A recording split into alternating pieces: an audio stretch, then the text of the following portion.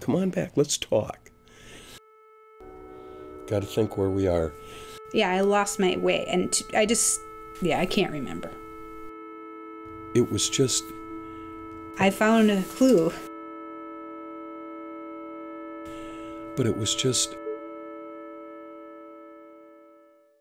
In 1976, the bicentennial, Northfield in the early 1950s, 50 years, in 1998, 1880s, the 19th century, in modern times. 35,000 years ago, the last glacial age. 13,500 years ago. What did I say? You said 35,000. 12,000 years ago. 13,500 years ago. Paleo-Indian stage, 14,000 years ago. 20,000 years ago for the Paleo-Indian state. 13,500 years ago. 20,000. 20,000. The earliest human inhabitants near the Cannon River arrive, but little is known about their interactions with the ecosystem. It was just... I saw this building, and it was, you know, it had a law office in it, and it was just kind of, you know, I wasn't into architecture then, you know, but I just thought, oh, weird little building, Neo-Egyptian building. If I go into, you know, Egyptian history and try to find a similar looking building, if this is Neo-Egyptian, the closest thing I can find is this pylon. It's the way it was built. The exterior of the building is masonry. It's a cementitious product that's harder than stucco, harder than mortar.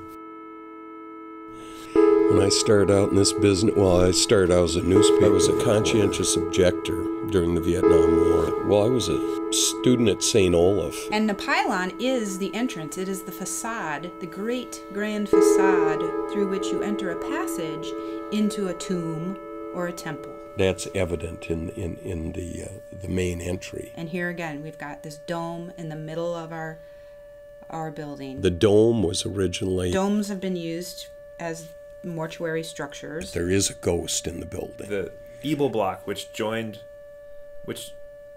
is adjacent to the bank building, which is now part of the same property in essence, was a funeral home.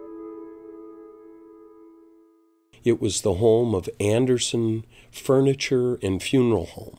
Harry W. Jones, the architect. Jones was building. He had recently traveled the world. This lakeside cemetery chapel. Then he built this traditional Egyptian-esque funerary structure. 311 South Water, the old State Bank building. Which was then joined to an actual former funeral home. One of the old funeral homes in town. Great stories about the whole thing. All of the art that you see in this room is a copy of real Egyptian art from tombs. And some of the most significant figures are represented here. We're probably all familiar with Isis. She's this winged woman that we see a lot of representations of. And then there's a second figure that has wings and it looks just like her. It's her sister. Nephthys? Nephthys.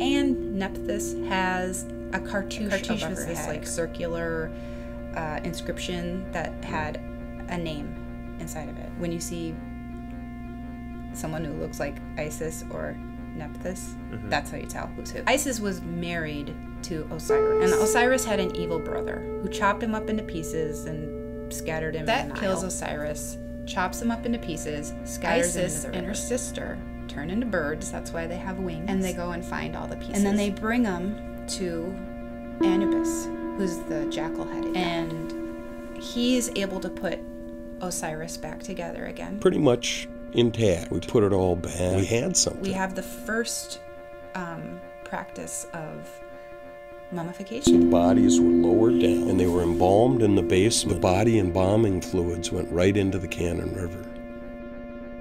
There's one more figure on the shelf here. There's a falcon-headed god. That's Horus.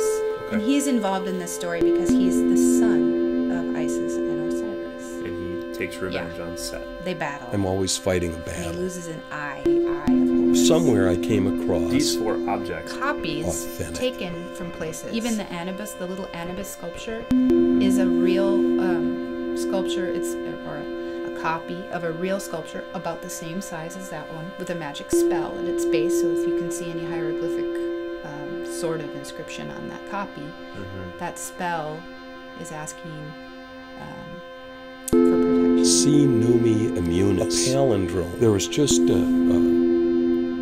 beauty to it. If you pay, you'll have immunity. You will go free.